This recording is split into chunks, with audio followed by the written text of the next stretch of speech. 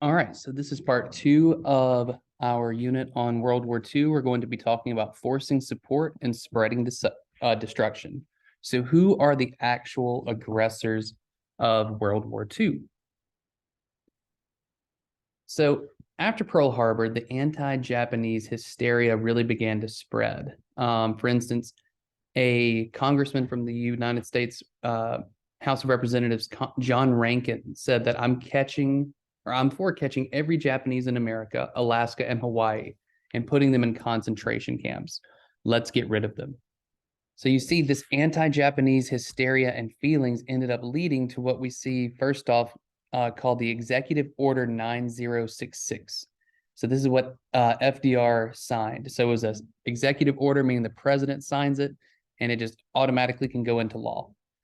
So it gave the army the power to arrest every Japanese person on the West Coast without a warrant, an indictment, or a hearing in court. So that ultimately led to 110,000 men, women, and children being forcibly taken from their homes and sent to live in prison camps. And so of those that were taken, 3/4 were born in the US and 1/4 was born in Japan. And so they were barred by law from becoming citizens. And the Supreme Court actually upheld this order on the grounds of military necessity since the war had broken out.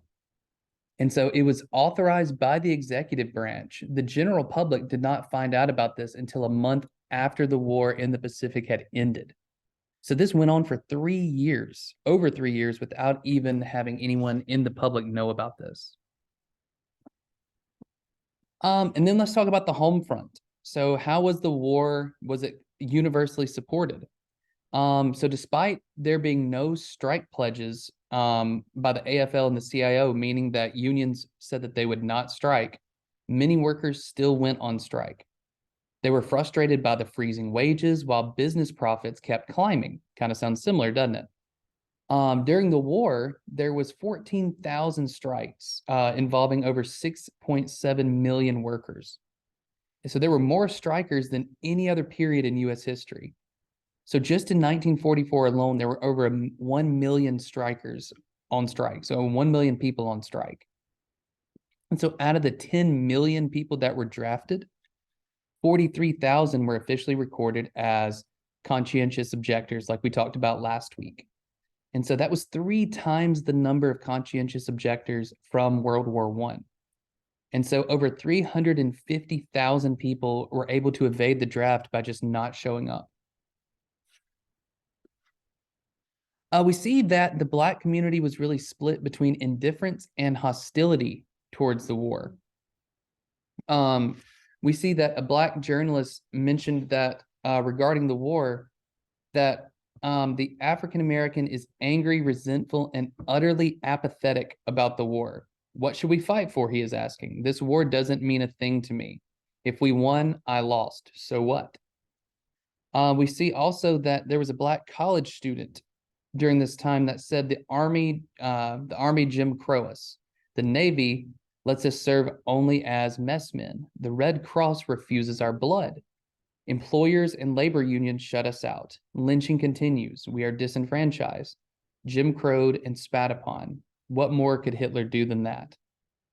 So we see that just because we were fighting, allegedly, we were fighting to end the persecution of Jewish people by the Nazis, there was still oppression and injustices going on in our own country.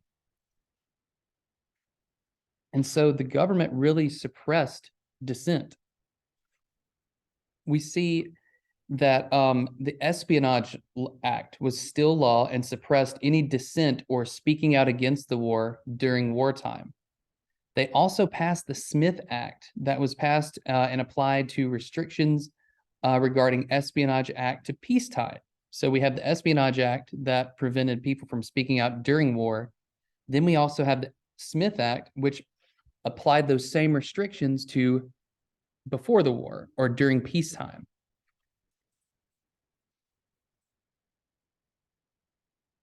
So we also see that it was the Smith Act made it a crime to advocate for the overthrow of the government by force or violence, or to join a group that advocated for it and published such ideas. So essentially, this would have made Twitter illegal.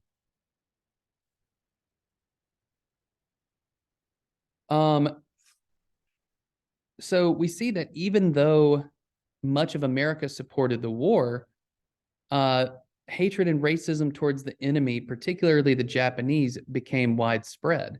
So it was really turning us into barbarians, if you think about it. There was massive support for what became the heaviest bombing raids taken against civilians ever in war, which we're going to see in Dresden and in Japan.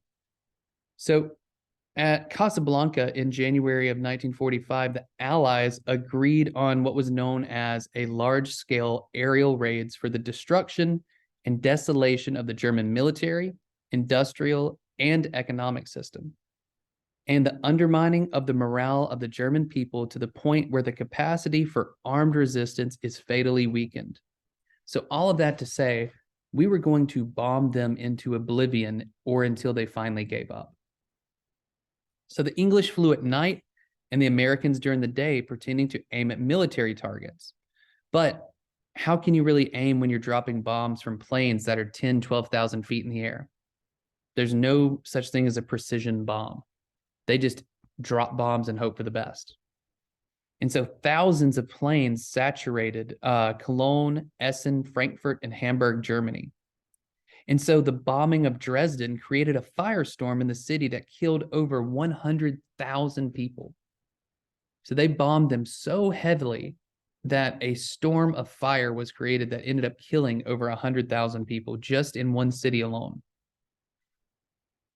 And so the US used this saturation strategy in Japan too. So in one night of firebombing of Tokyo, over 80,000 citizens were killed just in one night. Because in Tokyo, the majority of their buildings were made of wood.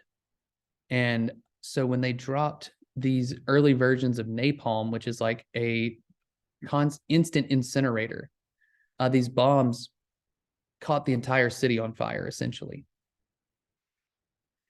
And so then we see that the atomic bombs, it was the use of the atomic bombs, which was the only use of nuclear weapons in war ever. So we saw that the plane known as the Enola Gay dropped the first bomb known as Little Boy on August 6th, 1945 over Hiroshima. 20,000 soldiers were instantly killed, including 12 American Navy pilots in the Hiroshima jail that was a prisoner of war. But between 70,000 and 125,000 civilians were also killed, along with another 100,000 who died of radiation poisoning over the next few years. So then, a couple of days later, we saw that the next plane, known as Boxcar, dropped the Fat Man 3 days later on Nagasaki. Between 39,000 and 80,000 citizens were killed, but only 150 of those were soldiers. Even though both of these were supposed to be military targets, we see the majority of the victims were innocent civilians who had nothing to do with this. But we also see that when it came to Italy and Germany, the US was turned into a hypocrite. So FDR denounced them as inhuman barbarism that was profoundly shocked the conscience of humanity, meaning what the Italians and Germans did. But yet, we saw that, Italy dropped these horrible bombing campaigns in Ethiopia. Germany killed countless people in Holland, England, and everywhere else. But yet at the same time, we turned around and did the exact thing, if not worse, of bombing these cities of citizens over and over and over again. So, I mean, how can we cast blame onto the Italians and the Germans and the Japanese, which, yes, they deserve blame easily. No doubt about it. Don't get me wrong. But how can we stand out as the moral authority when we did the same exact thing to innocent citizens right back at them? Which leads us to that debate over whether, should citizens be involved or not, which that'll be a great debate for class. But if y'all have any questions, feel free to let me know.